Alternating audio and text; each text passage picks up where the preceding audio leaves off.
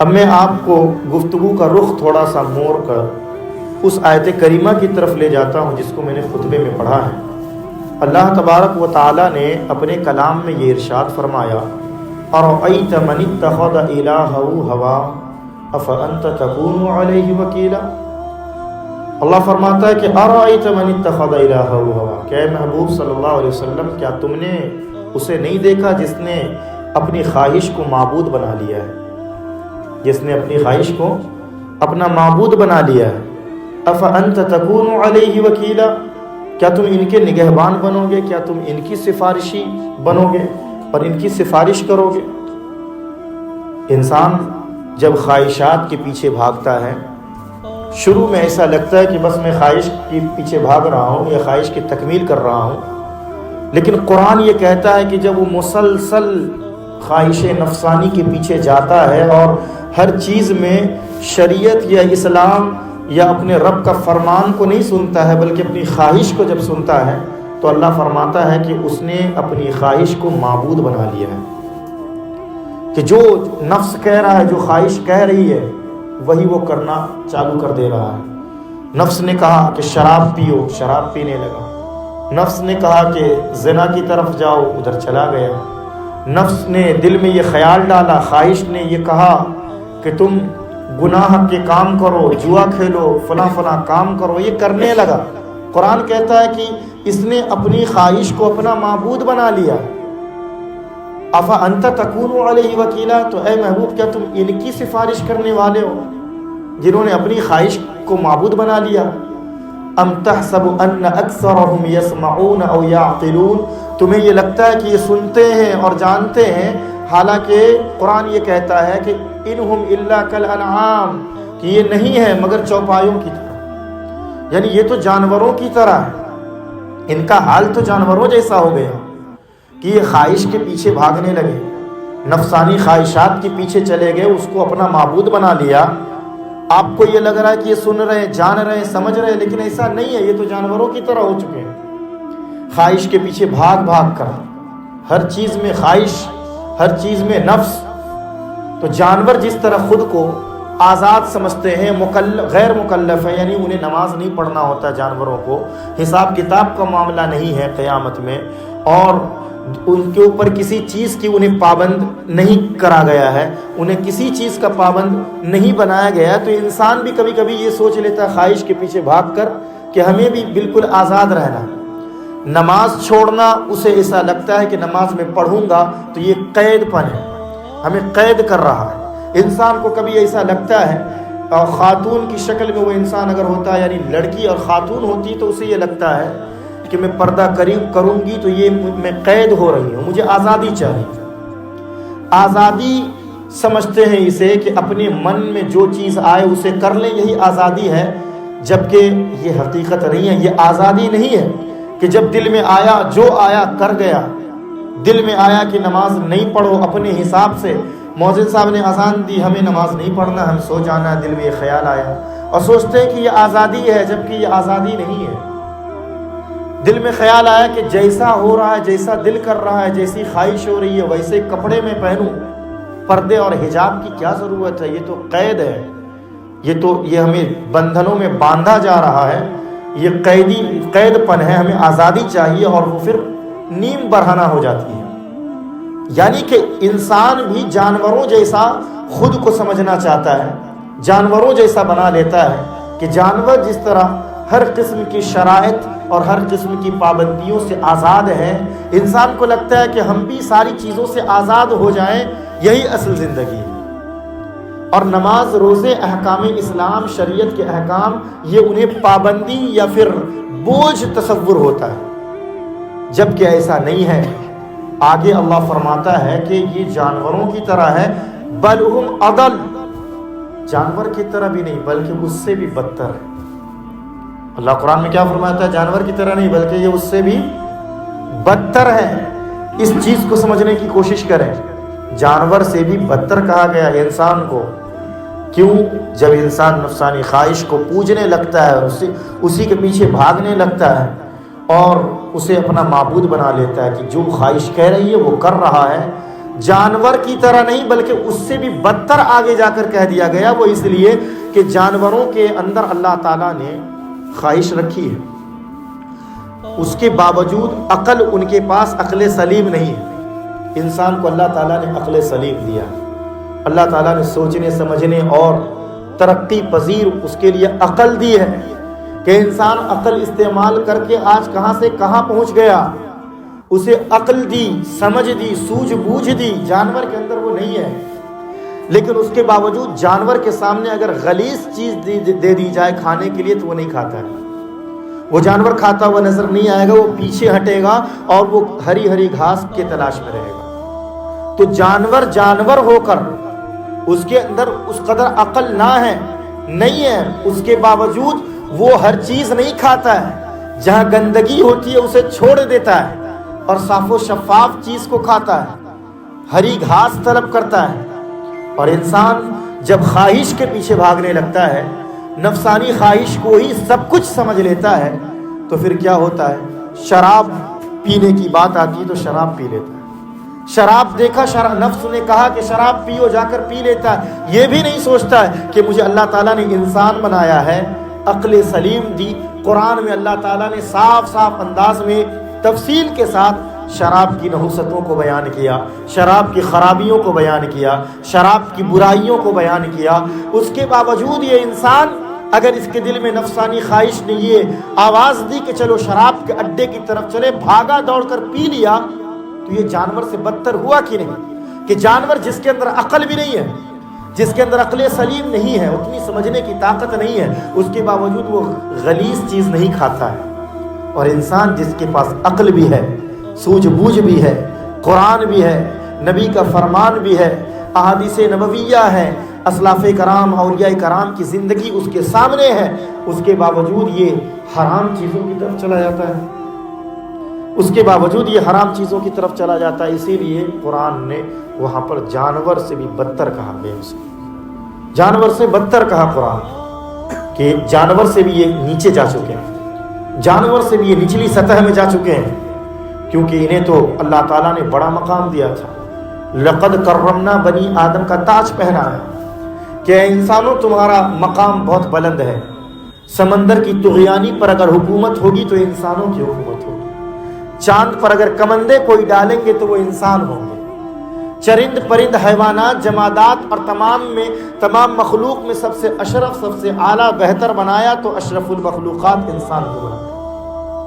پوری کائنات کو اللہ تعالیٰ نے انسان کے لیے بنایا، شجر بنایا انسان کے لیے، حجر بنایا انسان کے لیے، سمندر بنایا انسانوں کے لیے، آسمان کا شامیانہ لگایا انسان کے لیے، زمین کو فرش بنایا انسان کے لیے، سرسبز و شاداب کھیتیاں، پھل فروٹس، یہ ساری چیزیں انسانوں کے لیے۔ اور اللہ تعالیٰ نے انسانوں کو بنایا تو اپنی عبادت کے لیے، اپنی عبادت کے لیے اللہ تعالیٰ نے انسانوں کو بنایا۔ اور یہ ارشاد فرمایا وَمَا خَلَقْتُ الْجِنَّ وَالْإِنسَ إِلَّا لِيَعْبُدُونَ، کہ ہم نے جن اور انسانوں کو صرف اپنی عبادت کے لیے پیدا فرمایا۔ ایک مقام پر فرمایا الَّذِي خَلَقَ الْمَوْتَ وَالْحَيَاةَ لِيَبْلُوَكُمْ أَيُّكُمْ أَحْسَنُ عَمَلًا۔ قرآن نے کہا کہ اللہ تعالیٰ نے زندگی اور موت کی تخلیق کی، زندگی اور موت کو بنایا۔ لوگوں کے ذہن میں خیال آ سکتا ہے کہ زندگی بنی تو کیوں، اور بنی تو پھر موت کیوں، زندگی ملی تو پھر اس میں مرنا کیوں ہے، موت کیوں آتی ہے، اور قرآن کا یہ فرمان کیوں ہوا کل نفس ذائقۃ الموت، کہ ہر جاندار کو موت کا مزہ چکھنا ہے۔ تو یہ زندگی اور موت کی تخلیق کا فلسفہ کیا ہے، اس کے بارے میں قرآن نے صاف انداز میں اجاگر کر دیا اور مقصد بیان کر دیا الذی خلق الموت والحیاۃ لیبلوکم ایکم احسن عملا، کہ اللہ تبارک و تعالی نے زندگی اور موت کو اس لیے پیدا فرمایا تاکہ وہ دیکھے تم میں کون نیک عمل کرتا ہے، کون اچھا عمل کرتا ہے۔ اسی لیے دنیا کو دارالعمل بنایا اور دنیا میں ہمیں بھیجا کہ اے بندو تمہیں دنیا میں بھیجا جا رہا ہے۔ پہلے سب سے وعدہ لیا گیا، اپنے تقریروں میں سنا ہوگا کہ عہد میثاق، یعنی ہم سب جب پیدا نہیں ہوئے تھے تو عالم ارواح میں تھے، ابھی عالم دنیا میں ہیں، مر جائیں گے عالم برزخ میں جائیں گے، پھر عالم آخرت ہے، تو عالم ارواح میں تھے، وہاں تمام کی روحیں تھیں جو قیامت تک پیدا ہونے والی ہیں، جو ہو چکی ہیں، سب کی روحیں وہاں موجود تھی، اور تمام کی روحوں کو جمع کر کر اللہ تبارک و تعالی نے ان سے ایک سوال کیا تھا، الست بربکم، کہ روحیں بتاؤ کیا میں تمہارا رب نہیں ہوں؟ تو سب نے بیک زباں ہو کر کہا تھا قالوا بلا، انہوں نے کہا کہ کیوں نہیں، تو ہمارا رب ہے۔ یعنی سب نے اللہ کی وحدانیت کا اقرار کیا۔ وہ بات الگ ہے کہ دنیا میں آنے کے بعد کوئی کرسچن ہو گیا، کوئی ہندو ہو گیا، کوئی کچھ ہو گیا تو کوئی کچھ ہو گیا، لیکن عالم ارواح میں سارے ہی مسلمان تھے، سارے ہی ایمان والے تھے۔ لیکن دنیا میں آ کر چونکہ یہ دار العمل ہے، دار الامتحان ہے، یہاں امتحان ہوگا، یہاں حجابات ہوں گے، یہاں پردے ہیں، یہاں پر نبی کا فرمان ہے، یہاں پر قرآن کی آیتیں ہیں، اور قرآن کی آیتوں اور پیارے آقا علیہ الصلوۃ والسلام کے فرمان پر ایمان لا کر اور عملی جامہ پہنا کر خود کو رب کی بارگاہ میں مقبول بننا ہے، عملی جامہ پہنا کر مقبول بننا ہے۔ اور جو یہ سوچے کہ جو نظر نہیں آتا ہم کیوں مانیں، جو یہ سوچے کہ جنت نہیں دیکھے تو نہیں مانیں گے، جو یہ سوچتے ہیں کہ دوزخ ہم نے دیکھا نہیں صرف سنا ہے تو ہم نہیں مانیں گے، جو یہ کہتے ہیں کہ قبر کا عذاب ہم نے دیکھا نہیں تو نہیں مانیں گے، قبر میں کیا ہوتا ہے کہ نہیں ہوتا، جن کا یہ خیال ہے، تو ایسے لوگ کافر ہو جاتے ہیں، ایسے لوگ کافر ہو جاتے ہیں، ایمان والے نہیں رہتے ہیں۔ تو یہ دار العمل ہے، یہاں پر جو ہے آپ کے سامنے خیر بھی ہوگا، شر بھی ہوگا، یہاں پر برائی کے راستے بھی ہوں گے، اچھائی کا راستہ بھی ہوگا، یہاں پر جو ہے غلیظ راہیں بھی ہوں گی اور صاف و شفاف نورانی راہیں بھی ہوں گی۔ یہاں پر یہ سمجھنے کی ضرورت ہے کہ ہمیں اللہ تبارک و تعالیٰ نے جو ایک قسم کا اختیار دیا ہے، اس اختیار کا استعمال ہم کس طور پر کرتے ہیں، ہم اچھی راہ کو چنتے ہیں یا بری راہ کا مسافر بنتے ہیں۔ ابھی جو میں نے آپ کو کہا نا کہ انسان کبھی خواہش میں اتنا چلا جاتا ہے کہ وہ خواہش کو اپنا معبود بنا لیتا ہے، یہ اللہ فرما رہا ہے۔ ایک مرتبہ ابن العربی رحمۃ اللہ تعالی علیہ کی بارگاہ میں، یہ بڑے اولیاء کرام میں سے ہیں، بڑے اصفیاء کرام میں سے ہیں، ایک مرتبہ ایسا ہوا، اب اسی آیت کو ذہن میں رکھیں آپ، کہ انسان کبھی کبھی خواہش میں اتنا چور ہو جاتا ہے کہ وہ اس کو کیا بنا لیتا ہے، معبود بنا لیتا ہے، کہ اسی کی سنتا ہے صرف، اس کو پھر خیال نہیں رہتا کہ قرآن کیا کہتا ہے، اس کو پھر یہ خیال نہیں رہتا ہے، سمجھانے کے باوجود وہ یہ نہیں سمجھتا ہے کہ حدیث کیا کہتی ہے، وہ یہ نہیں سمجھتا ہے کہ ہاں مرنے کے بعد ہمیں اس کا حساب دینا ہے، اسے پھر یہ فکر نہیں ہوتی کہ قیامت میں ہم رب کو کیا منہ دکھلائیں گے۔ اللہ اکبر۔ میں آپ کو بتاؤں، ابن العربی رحمۃ اللہ تعالیٰ علیہ ایک مرتبہ بیٹھے ہوئے تھے، آپ جو ہے بسا اوقات کبھی کبھار ایسا جملہ کہہ دیتے تھے جو لوگوں کو تشویش میں ڈال دیتا تھا، جو لوگ پریشان ہو جاتے تھے کہ انہوں نے کیسا جملہ کہہ دیا ہے، بظاہر وہ خلاف شرع بات معلوم ہوتی، لیکن حقیقت میں وہ تصوف کی باتیں ہوا کرتی، وہ تصوف کی باتیں ہوا کرتی۔ بزرگوں کی باتیں ہر کسی کو سمجھ میں آسانی سے نہیں آتی ہے۔ ایک مرتبہ آپ درس دے رہے تھے، آپ کے سامنے لوگ موجود تھے، بیٹھے ہوئے تھے، اچانک آپ نے بیان کرتے کرتے ایک جملہ کہا، جملہ یہ کہا کہ تمہارا خدا، تم جن کی عبادت کرتے ہو وہ میرے قدموں کے نیچے۔ کیا کہا؟ کہ تم جن کی عبادت کرتے ہو وہ میرے قدموں کے نیچے ہیں۔ لوگ حیران ہو گئے، لوگ پریشان ہو گئے کہ کیا انہوں نے کہہ دیا۔ لوگ آپس میں گفتگو کرنے لگے کہ یہ تو کفری جملہ ہے، یہ تو اسلام کے خلاف بات ہے، کیا کہہ رہے ہیں، عجیب و غریب بات کہہ رہے ہیں۔ کچھ لوگوں نے کہنا شروع کیا، لگتا ہے پاگل ہو گئے، عجیب قسم کی باتیں کر رہے ہیں۔ دھیرے دھیرے اٹھ کر جانا شروع کر دیا، لوگ مجلس سے بھاگنے لگے، یہ سوچ کر کے عجیب بات کر رہے ہیں، یہ تو کفر بک رہا ہے، چلو یہاں سے۔ اٹھ کر لوگ جانے لگے۔ دو شخص رک گئے، دو شخص وہاں پر رہ گئے، سوچے کہ خیال کیا کہ ابھی حضرت تو موجود ہیں، ان سے ہی پوچھ لیتے ہیں کیوں کہا اور کیا وجہ تھی یہ کہنے کی۔ تو سارے جب چلے گئے، دو شخص رک گئے، انہوں نے آخر میں پوچھا، کہا کہ شیخ حضور، آپ سے آج ہم نے ایسا جملہ سنا ہے کہ جو اسلام کے خلاف سمجھ میں آتا ہے، بہت ہی حیران کن بات ہے، بہت عجیب و غریب بات ہے۔ آپ نے کہا تم جس کی عبادت کرتے ہو وہ میرے قدموں کے نیچے ہے، یہ تو کفر ہو جائے گا، کفری بات معلوم ہوتی ہے، کیوں کہا آپ نے؟ تو آپ نے تبسم کیا اور آپ نے فرمایا کہ یہ سوال تو وہ لوگ پوچھ سکتے تھے جو یہاں سے اٹھ کر چلے گئے، یہ سوال تو وہ بھی کر سکتے تھے جو یہاں سے اٹھ کر چلے گئے، لیکن انہوں نے اس پر غور نہیں کیا، وہ بھاگ گئے انہوں نے سوال کرنا ضروری نہیں سمجھا۔ سنو، میں نے کوئی غلط جملہ نہیں کہا ہے، میں نے کوئی عجیب و غریب بات نہیں کی ہے، میرے مسند کو ہٹاؤ۔ آپ جس مسند پر بیٹھ کر درس دے رہے تھے آپ وہاں سے ہٹے، اور ان دونوں شخصوں نے اس مسند کو جب ہٹایا تو دیکھا وہاں سونے کی اشرفیہ پڑی ہوئی ہیں۔ آپ نے کہا کہ دیکھو میں نے کیا ان سے غلط کہا جو اٹھ کر بھاگ گئے، میں نے یہی تو کہا تھا کہ تم جن کی عبادت کرتے ہو وہ میرے قدموں کے نیچے ہیں، اسی کی تو وہ عبادت کرتے تھے، اسی کی تو وہ پرستش کرتے، انہی پیسوں روپیے اور مال کی طلب میں وہ رہتے ہیں، اسی کے پیچھے وہ بھاگ رہے ہیں۔ گویا کہ انہوں نے اپنی خواہش کو معبود بنا لیا ہے، انہوں نے اپنی خواہش کو معبود بنا لیا ہے۔ اسی لیے میں نے کوئی غلط جملہ نہیں کہا، میں نے یہی کہا، ان سے کہا تھا کہ تم جس کی پرستش کرتے ہو میرے قدموں کے نیچے، دیکھو یہ میرے قدموں کے نیچے ہیں، اسی کی وہ عبادت کرتے ہیں۔ خواہش کو اپنا معبود بنا لیا۔ آج نوجوانوں کو دیکھ کر پتہ نہیں عجیب سا محسوس ہوتا ہے کہ خواہش کے پیچھے اس انداز میں بھاگتے ہیں، کیسا لگتا ہے کہ زندگی جینے کا کوئی مقصد نہیں ہے، زندگی جینے کا مقصد کوئی نہیں ہے، ہم دنیا میں آئے تو مقصد بھول گئے، اور اس چیز کو ہم نے فراموش کر دیا کہ رب تبارک و تعالیٰ نے ہمیں دنیا میں کس لیے بھیجا تھا۔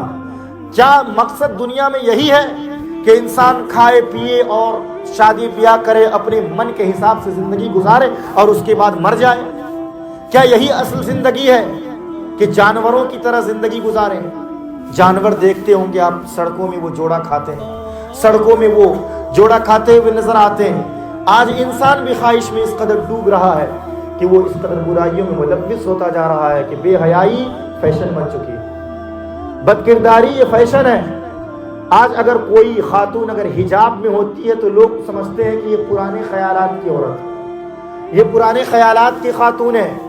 لیکن اگر کوئی آدھے جسم تک کپڑا پہن کر آ گئی خاتون، اگر کسی کے سر پر آنچل نہیں ہے یا اس کا لباس پھٹا پرانا اور بہت ہی شارٹ ہے، بہت چھوٹا ہے، تو لوگ اسے قدر کی نگاہ سے دیکھتے ہیں۔ لوگ سمجھتے ہیں کہ ترقی پذیر انسان ہے، ترقی یافتہ دور میں جینے والی خاتون ہے۔ میں آپ کو یہ بتانا چاہتا ہوں کہ یہ دور اتنا خطرناک ہے کہ شیطان نے برائی کو سجا کر پیش کیا ہے، آنکھوں میں جو چیز بری ہے اس کو اچھا بنا کر پیش کیا جا رہا ہے۔ جن چیزوں میں بے حیائی ہے، بے پردگی ہے، گناہ ہے، بے عزتی ہے، ان چیزوں کو شیطان جو ہے پروٹوکول دے کر دنیا کے مزاج میں اس بات کو ڈالا جا رہا ہے کہ دیکھو یہی فیشن ہے۔ لیکن میں آپ کو یہ بتانا چاہتا ہوں کہ جس کے ذہن میں قرآن کا فرمان ہوگا، جس کے دل میں نبی کا فرمان ہوگا، اور جس کی توجہ اپنے نبی کریم صلی اللہ علیہ وسلم کی ذات کی طرف ہوگی، اور جس نے اپنے نبی کی سیرت کو پڑھا ہوگا، جو جانتا ہوگا کہ میرے نبی کی سیرت کیا ہے اور قرآن کا فرمان کیا ہے، احادیث نبویہ کیا بتاتی ہے، اسلام ہمیں کیا بتاتا ہے، اسلام کا فرمان کیا ہے، وہ زمانہ کتنا ہی برا ہو جائے، کتنا ہی بے پردگی پھیل جائے، لیکن غلام رسول اور کنیز فاطمہ ہمیشہ ان کے دلوں میں یہی خیال ہوگا کہ زمانہ بے حیا ہوتا ہے تو ہو جائے گا، لیکن میں غلام رسول ہوں اور میں کنیز فاطمہ ہوں، ہم لوگ برے نہیں ہو سکتے ہیں، ہم بے حیا اور بد کردار نہیں ہو سکتے ہیں۔ ہم نے اسلام نے پردے کی تقدس عطا کی ہے اور ہمیشہ پردے میں رہ کر خود کو محفوظ رکھیں گے۔ یہ کب ہوگا؟ جب اسلام کی تعلیم ہوگی، یہ اسلام کی روشنی سینوں میں ہوگی، تب جب ماں باپ نے پڑھایا ہوگا، جب اولاد نے دین سیکھا ہوگا۔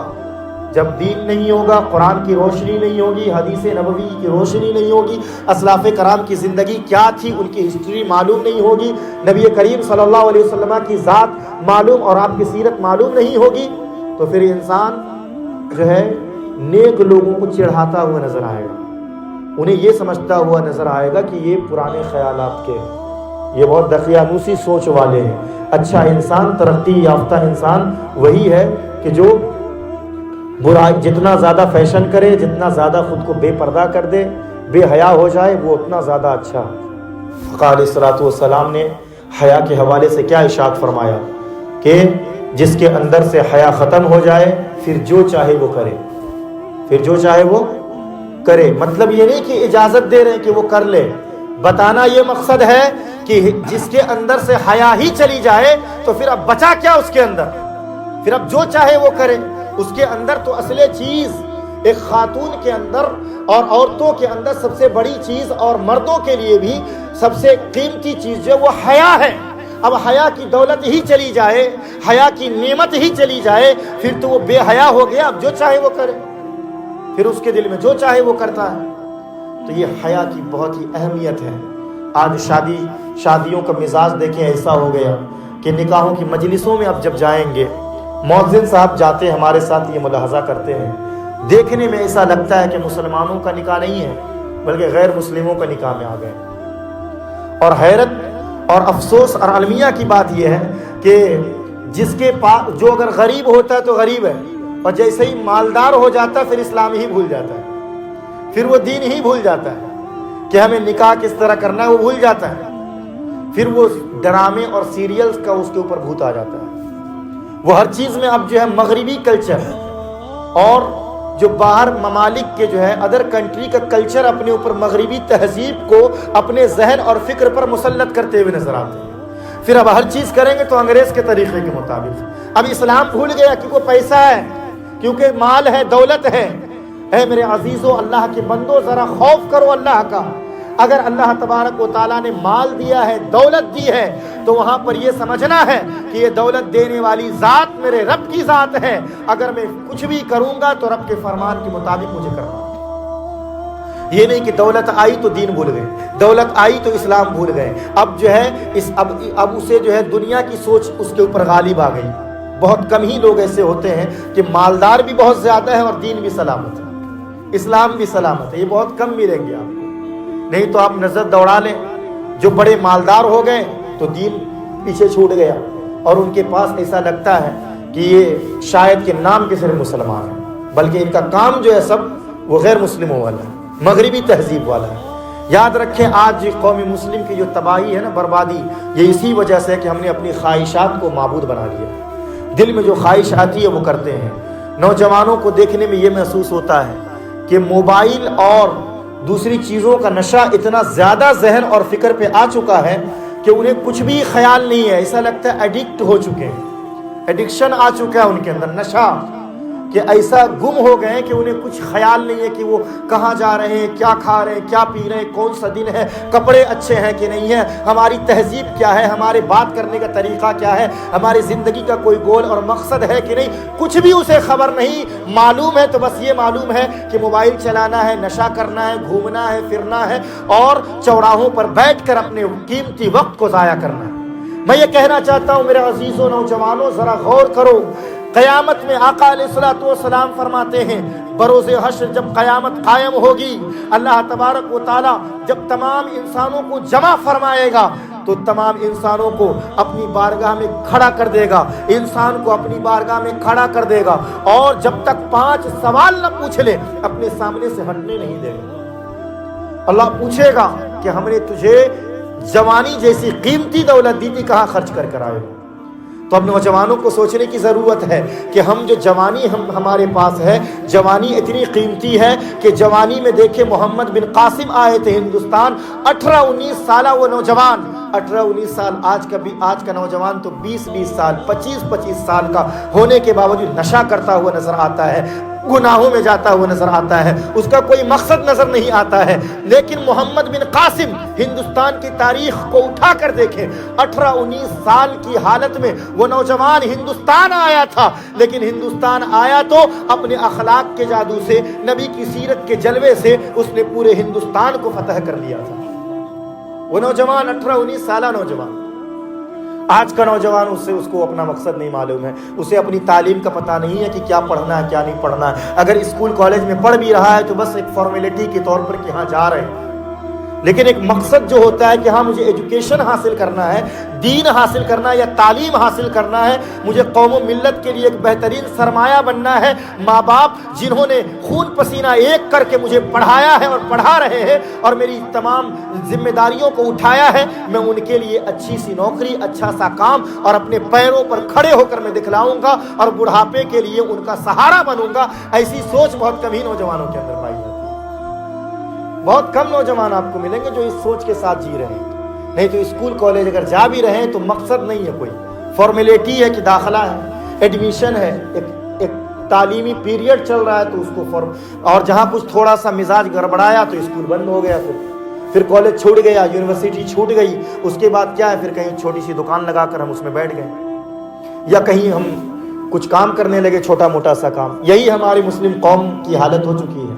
سمجھنے کی ضرورت ہے، ہر فیلڈ میں ایک سمجھنے کی ضرورت ہے، نوجوانوں کو بالخصوص سمجھنے کی ضرورت ہے کہ اللہ تبارک و تعالیٰ قیامت میں پوچھے گا کہ جوانی جیسی عظیم نعمت ہم نے تجھے دی تھی، وہ نعمت ایسی تھی کہ اس دور میں تم جو چاہتے وہ کر لیتے، اگر چاہتے کہ پہاڑ پر میں چلے جاؤں تو پہاڑوں کا سفر آسانی سے کر لیتے، اگر تم اس جوانی کی حالت میں، اگر تمہارے اندر وہ طاقت تھی کہ تم کہتے ہیں نا کہ جوانی ایسی ہے جو پانی میں بھی آگ لگا دیتی ہے، جوانی وہ طاقت ہے، تو ہم نے اتنی عظیم نعمت دی تھی، اتنی عظیم قیمت والی چیز دی تھی، کہاں خرچ کر آئے ہوں؟ تو وہ نوجوان کیا کہیں گے کہ سگریٹ پی کر آیا ہوں، شراب نوشی کر آیا ہوں، اپنے ماں باپ سے بد کلامی، بدتمیزی اور مار پیٹ کر آیا ہوں، محلے میں اپنی تصویر کو خراب کر آیا ہوں، اپنی چھوی اور اخلاق کو بگاڑ کر آیا ہوں، نمازیں چھوڑ کر آیا ہوں اور گناہ کر آیا ہوں، گناہوں کے اڈے آباد کر آیا ہوں، گلی چوراہوں میں بیٹھ کر میں اپنی قیمتی وقت کو ضائع کر دیا، اے اللہ تیری نافرمانیاں کر آیا ہوں۔ نہیں میرے عزیزو، اس وقت نہیں کہہ پاؤ گے، اور اس وقت یہی خیال آئے گا، اے کاش کہ میں نیکی کر لیتا، اے کاش کہ میں نماز پڑھ لیتا، اے کاش کہ میں اس قیمتی دولت کی حفاظت کر لیتا۔ اور جوانی کی حفاظت جو کر لیتا ہے، اللہ تبارک و تعالیٰ اسے بڑے بڑے مرتبوں سے نوازتا ہے، کبھی غوث اعظم بناتا ہے، کبھی خواجہ غریب نواز بناتا ہے، اولیاء کرام کی صورت میں وہ نوجوان ظاہر ہوتے ہیں۔ تو جو نوجوان اپنی زندگی کو تلاوت قرآن میں گزارا، جن نوجوانوں نے اپنی زندگی ماں باپ کی خدمت میں گزارا، جن نوجوان نے اپنی زندگی کو سجدوں میں گزارا، جن نوجوان نے اپنی راتوں کو غلط چیزوں کو دیکھ کر، گندی تصویروں کو دیکھ کر نہیں، بلکہ انہوں نے اپنی راتوں کو سجدوں میں گزارا ہے، تو وہ یہ کہیں گے اللہ تو نے ہمیں عظیم نعمت دی تھی، بہت قیمتی دولت دی تھی، اسے یوں ہی برباد نہیں کیا ہوں، میں اسے گندی تصویروں کو دیکھنے میں برباد کر نہیں آیا ہوں، بلکہ تو نے یہ نعمت دی تھی، تیری بارگاہ میں سجدہ شکر ادا کر آیا ہوں، سجدہ شکر ادا کر آیا ہوں، نمازیں پڑھتا تھا، عبادت کرتا تھا۔ تو اللہ تبارک و تعالیٰ اس وقت جو ہے نور کا انہیں تاج عطا فرما دے گا۔ لیکن جو نوجوان غافل بیٹھے، جنہوں نے اپنے مقصد حیات کو بھلا دیا، انہیں ڈر جانے کی ضرورت ہے، انہیں خوف کرنے کی ضرورت ہے۔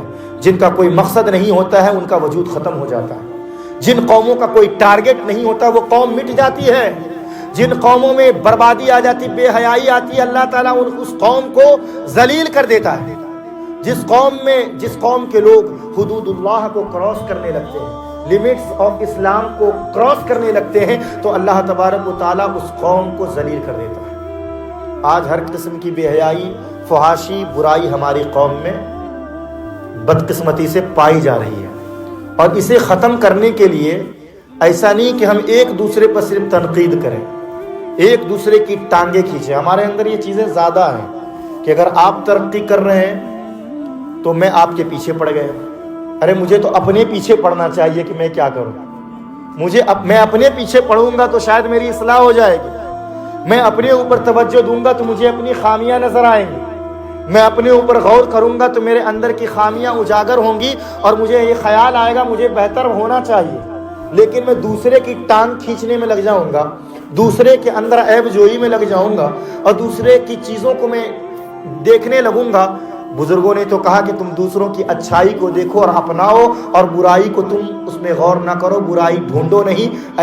اگر ایسا ہوگا اور برائی کو ڈھونڈنے میں عیب جوئی میں پڑ جاؤ گے تو تم بھی برے بن جاؤ گے پھر، لیکن دوسروں کی اچھائی کو لے کر اپناؤ گے تم بھی اچھے بن جاؤ گے۔ تو ہمارے اندر یہ چیزیں زیادہ ہیں کہ ہم ٹانگیں کھینچتے ہیں، ایک دوسرے پر تنقیدیں کرتے ہیں، ہم شکوے شکایتیں زیادہ کرتے ہیں، جبکہ شکوے کرنے والے کبھی کامیاب نہیں ہوتے۔ بہت سارے آپ کو لوگ مل جائیں گے خالی شکوے کرتے ہوئے نظر آئیں گے، بات میں جو ہے، حالانکہ اللہ تعالیٰ نے انہیں بہت سی نعمتوں سے نوازا ہوتا ہے۔ ہاتھ پاؤں کی یہ پورا وجود ہی اگر غور کریں پورے وجود پر، کیا یہ بہت بڑی نعمت نہیں ہے؟ کیا پورا وجود انسانی یہ بہت بڑی نعمت ہے۔ پوچھے اس انسان کے جس کے پاس آنکھ نہیں ہے، وہ یہ کہے گا میری ساری دولت لے لو لیکن مجھے آنکھ دے دو۔ پوچھے اس انسان کے جس کے پاس ہاتھ نہیں ہے، اس سے وہ کہے گا کہ میری دولت کا ایک اچھا خاصا حصہ چلا جائے اچھا خاصا حصہ چلا جائے تو اور مجھے ہاتھ مل جائے تو وہ اس پہ راضی ہو جائے گا، وہ اس پر راضی ہو جائے گا۔ ہارون رشید رحمۃ اللہ تعالی علیہ بزرگ، یہ بادشاہ تھے، بغداد کے بادشاہ تھے۔ اس دور میں بہلول دانا تھے، حضرت بہلول دانا مجذوب بزرگ تھے۔ مجذوب بزرگ اسے کہتے ہیں کہ عشق الہی اور محبت الہی کی شمع سے ان کی شیشہ عقل ٹوٹ جائے، یعنی عقل بظاہر زائل ہو جاتی ہے، ختم ہو جاتی ہے۔ لوگ انہیں پاگل تصور کرتے ہیں، لیکن حقیقت میں وہ پاگل نہیں ہوتے بلکہ وہی عقل والے ہوتے ہیں، کیونکہ انہوں نے اپنا رشتہ کہاں جوڑ لیا ہوتا ہے؟ اللہ سے۔ وہ اللہ کی معرفت کو حاصل کر لیتے ہیں۔ تو ہارون رشید کو سے پوچھا بہلول دانا نے، آپ مجھے بتائیں کہ آپ کو اگر شدت کی پیاس لگ جائے، بہت شدید پیاس کا غلبہ ہو اور آپ کے سامنے پانی پیش کیا جائے، لیکن یہ شرط رکھ دی جائے کہ اس پانی کے عوض میں آپ کیا دے سکتے ہیں؟ تو ہارون رشید نے کہا کہ میں بہت کچھ دے سکتا ہوں، بہت کچھ دے سکتا ہوں پیاس بجھانے کے لیے۔ کہا بہلول دانا نے، کیا آپ سے یہ کہے کہ کیا آپ آدھی سلطنت دے دیں گے اس پانی کے لیے، پیاس کو بجھانے کے لیے، پانی کے لیے؟ کہا میں دے دوں گا، کیونکہ پیاس کی شدت اتنی زیادہ ہوگی، پانی سامنے ہوگا تو میں اپنی جان کی پرواہ کروں گا اور یہ کہوں گا کہ آدھی سلطنت دینے کے لیے تیار ہوں۔ تو پھر بہلول دانا نے پوچھا، آپ یہ بتائیں، پانی تو مل جائے گا اور آدھی سلطنت بھی آپ دے دیں گے، آپ یہ بھی تو بتائیں پھر آپ کو شدت کا استنجا لگ جائے، پیشاب لگ جائے اور پیشاب آپ کو روک دیا جائے اور کہے کہ تبھی پیشاب کرنے کے لیے آپ کو اختیار دیا جائے گا اور تبھی آپ استنجا کر سکتے ہیں جب اس کے بدلے میں کچھ دیں گے تو آپ بہت کچھ دے دیں گے؟ کہا کہ بہت کچھ دے دوں گا۔ بولے کہ آدھی سلطنت دے دیں گے؟ جو آدھی سلطنت بچی ہوئی ہے، کہا وہ بھی دے دوں گا، آدھی سلطنت وہ بھی دے دوں گا۔ تو آپ نے فرمایا کہ اے ہارون رشید، کس غفلت میں پڑے ہو اور کس خیال میں دنیا کے نشے میں گم ہو اور دنیا کی چیزوں میں پڑے ہو۔ بادشاہ ہو لیکن غافل مت ہونا، اللہ کی یاد سینے میں بسائے رکھنا اور آخرت سے غافل مت ہونا۔